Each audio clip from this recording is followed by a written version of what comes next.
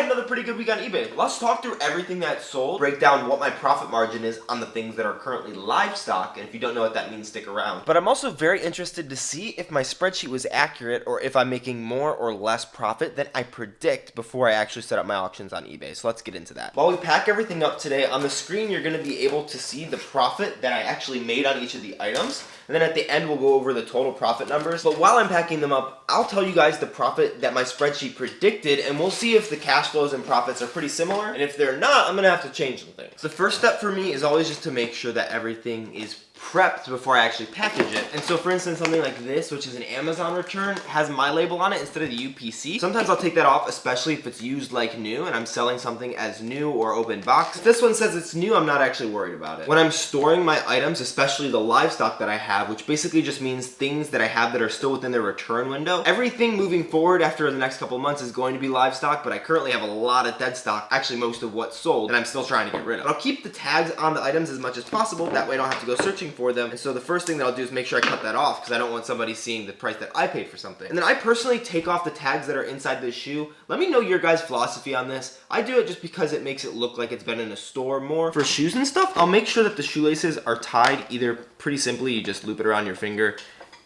and pull it through. And it creates one of these guys, which makes it look a little bit nicer. Otherwise, it looks really nice, like I already have this shoe, if you just have them going into the shoe itself. And this way is actually how I prefer to take pictures. I'll actually still keep these tags because if something gets returned to me, I do have 30-day buyer paid returns on my eBay account. I want to be able to return it if I can't actually sell it. This one is pretty much ready to go. There is going to be one more step before we actually package it up. That's going to be probably to throw it in a poly bag to make sure it stays safe, but we'll just set it to the side for now. And then we just do this with the rest of our items. Two things I forgot to talk about. First, when I have a box, especially if it's just got one tissue paper in it or something, make use of that. Make your presentation look pretty good. Throw your paper into the box, put one shoe into the box, just like this. Wrap the paper over the shoe. Doesn't matter if there's a little hole like that. Put the other one in, wrap it over one more time. Look how pretty, like they get to unwrap a present. Done. The other thing that I forgot to talk about is actually googone. Now this little stuff is pretty magical, especially for those pesky permanent markers that are on the bottom of all the shoes that you buy at Ross. Now here's the thing, do I actually think it matters all that much that these have little 15s or 20s on the bottom there? Because if you didn't do this, or if you didn't know how Rosses work, you wouldn't realize that that correlates to the price tag. No, it's not that big of a deal. If I can't get something off, I've shipped it out. Even on like a $100 pair of Cole Haans, I shipped it out to the person, and it didn't seem to be an issue because who really cares about what the frickin' soles say? At the same time, I think it just looks a little nicer, and then you don't have the question of whether or not it's gonna be an issue. All you have to do is take the googone, flip it into the on position, right up where that 20 is, just throw some googone there, and then I personally will just rub it like that and just let it sit. That's why I have multiple of these at the same time, so I can do them all together, and then I can rub them all off. Just do your best to not get it onto any of the fabrics, especially if it's a fabric or a leather, so I'll make sure to angle it facing upwards so that it doesn't drip anywhere. These ones are hard because you can see it's pretty latticed. It's like a mesh made to look like a spider web or something. And so you kind of got to get in the crevices, which means I'm going to use a little bit more googone and let it sit on a little bit longer and then really try to go at it. Sometimes I'll even get a toothbrush that I have that we use for cleaning. I'll let these sit for a couple of minutes while I do the rest of it, and then we'll rub it off. Also, these Scotty peelers will still help in getting out those little stickers from the bottom there because they can be really hard for your little fingers. My little fingers, at least. All right, let's see how our googone is getting on. Let's see. That's pretty good. I mean, you could potentially see that there was the remnants of something there, but if you were looking for it, you really couldn't. This one I'm going to call good.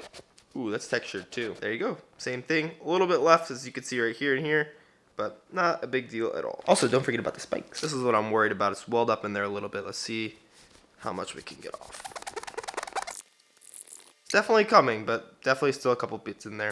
Almost all off. Not quite, but that should be okay. Finish up with these boxes, then we'll start actually packing it up and talking through what I think are going to be the profits.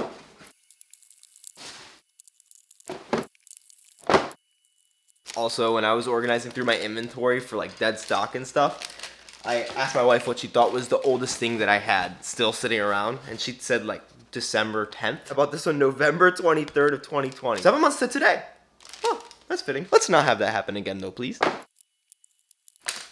So now that we got everything mostly prepped, it's time to actually put the finishing touches. For a lot of the shoes, that's gonna mean these big old poly bags that I have right here. Otherwise, we're gonna throw it all in these boxes. Now, unfortunately, I had ordered boxes from USPS that were shoe boxes that I could probably just throw most of these in, because you can actually order those for free on the USPS website. Brandon Geary's actually pointed that out, so shout out to him. And they're supposed to be here a couple days ago, but they haven't come yet. So I found an assortment of boxes because we've been buying so much stuff for our van, and we'll actually be able to ship all of that out in these. We just might need to cut a couple of them down a little bit. I also have my predicted profits here, so as we run through each of these, I'll talk through it, and then after I give you my predictions, I'll throw on the screen what the actual profits are after all the real expenses. And everything that I use to ship everything out, like this tape and stuff, is actually going to be linked below with an affiliate link if you want to support the channel or just have any questions about how much it costs. So this guy is something that originally was purchased for around $5 on clearance at a Mark's up in Ohio. My dad actually found them and consigned them to me. So it initially cost me $6.38. My guess was that after expenses, my cash flow was gonna be $2.19 back to me, and I would actually profit $2.81. And the reason that most of these are hopefully gonna be different than what I predict is because I try to overestimate my costs and fees for eBay as well as shipping.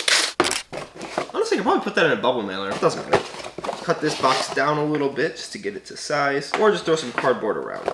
What is that? Dang, I was really hoping that it was gonna be my boxes.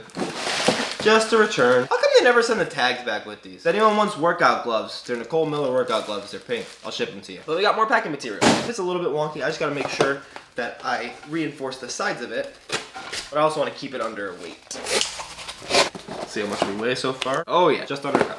And I'm just gonna write on here what it is, the name of the person, along with the weight and the dimension. 1 down, 14 to go. Next is this guy. I sold it on Amazon, got returned to me, and I actually was able to resell it on eBay. I felt like maybe sending this back because it doesn't even look like it's been opened, but the packaging looks like it got a little bit of wear and tear on the way back or on the way to the customer. So I'd rather just be safe and sell it through eBay where my account isn't gonna get destroyed if someone thinks that this is used. This is one of those items that's unfortunate because I am gonna lose money on it, but since it was a return, I'd rather get any cash flow back, because even though I bought it for around $11 and I'm expected to profit negative $4.50, I'll still have $6.17 of cash flow, at least that's my guess, which means that if I go and spend that money on Amazon and I'm able to get that 100% return on investment on just one item, I'm back to being profitable not only on that one item, but also on the buy cost for this.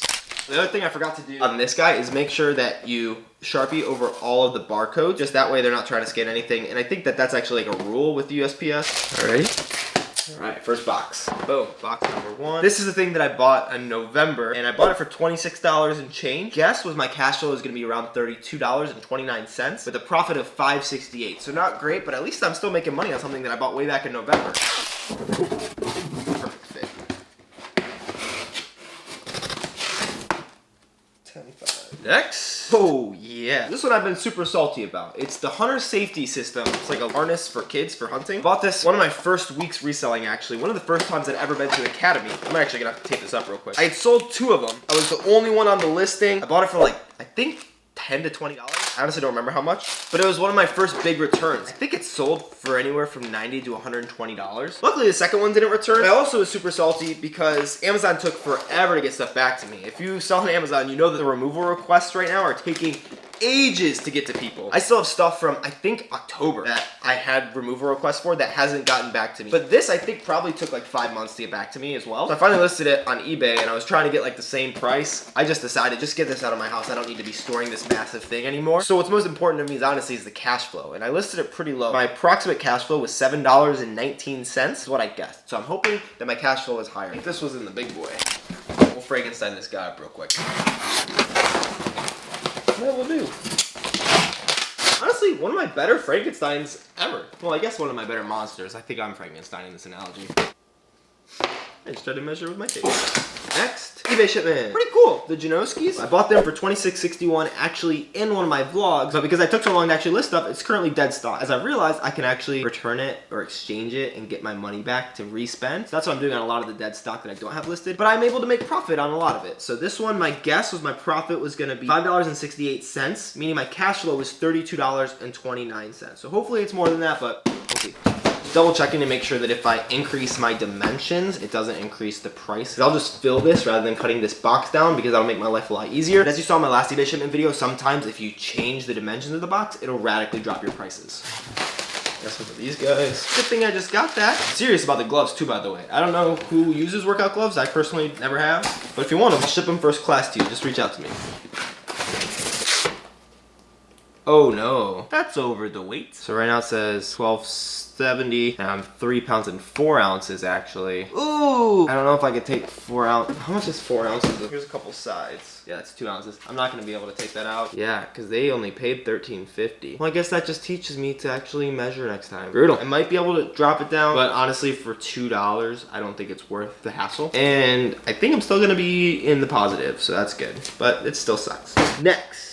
Oh yeah. So I actually have 2 of these. I also bought these in one of my reselling vlogs where I just picked up like 8 of them. And I've sold all of them at least once, except the buyer hasn't paid a lot of times, so I haven't actually sold them. But I have 2 of them that paid, so we'll go ahead and ship these 2 out. My estimations are the same for both of them just because I price everything pretty similarly depending on the price tier. And my guess was that each of them would cash flow $27.13, which would give me a profit of $5.84. This is one of the reasons that I really wanted those other ones to come already. These boxes, technically, if you look at the USPS rules, you can alter them, and if you alter them, they're just the normal priority price. But that's not always how it gets applied. And normally, I'll get overcharged because they'll charge me the flat rate and then I'll have to appeal it. And I've won my appeal most of the times, except for the last one. I don't think they actually ever got back to me on my appeal because I would have to make this wider in order to fit these. I'm gonna not use these for now and hopefully not have to use them. I could put them inside out because then it's just priority mail. You know, that's probably what I'll end up doing. People have mixed feelings about this. I'm sure people will argue about it in the comments if they want to. I'm not telling you how to do stuff. I'm just telling you what I do.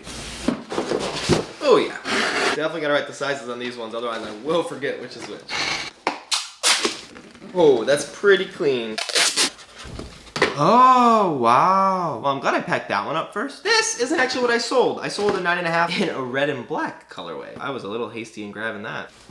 Soccer box. We'll wait on this and keep doing the other stuff. That's one less box to do, which actually makes my life easier. Next is this box, actually. This one I had bought same price. It's honestly pretty much exactly the same as the last one, just because I price everything the same when I'm pricing it to sell, because I buy it at the same cost. Bought it for $21.29. My guess is $27.13 in cash flow, which means I got $5.84 of profit.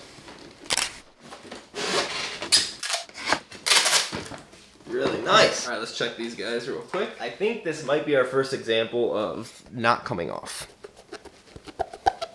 Yeah, that is not gonna come off. If anyone has any better solutions, please let me know, because that googone sat on there for like 10 minutes and did nothing. But we're still gonna ship it out, because it should be fine. Plus, it matches the color scheme, red and black. Throw that over in a pile. What's next? Oh, that one's next. So this is the first one that I'm actually going to use poly bags for. Now this helps me because then if I don't use like a bubble wrap or something, it will still be relatively protected. And it just is a nice clean presentation for them when they actually open up the package. Makes it feel more new. Yeah, same stuff like I said. $22 bought it, $27.13 is what I expect cash flow, $5.84 profit expected.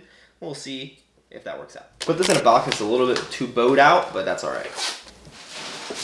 These guys, bought them on super clearance. They were like $7.44. They sold. My anticipated cash flow was $11.49. Profit was $4, which is like 80%, but it's still only $4.